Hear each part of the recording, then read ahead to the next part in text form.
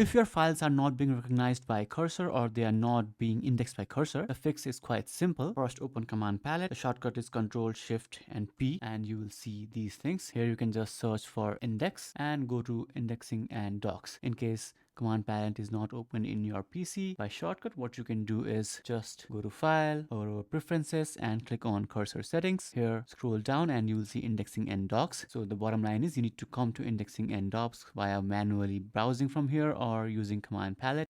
Okay, once you are in indexing and docs, here you will see codebase indexing, and it says that 100% of the files are indexed. But if it says this and your files are still not indexed, what you can do is you can click on delete index, delete all the indexes, and click on compute index again, and all your files will be indexed again. Now, this is the straightforward method. And as you can see, again, all the 14 files in my project have been indexed. So here, if you scroll down, you will see this ignore files in .cursor ignore. Now you need to make sure that your file is not in .cursor ignore. Cursor by default ignores all the files in .getignore and .cursor ignore. Here I don't have a .getignore file. If you have some getignore or .cursor ignore files, it will look like this: .getignore and .cursor ignore.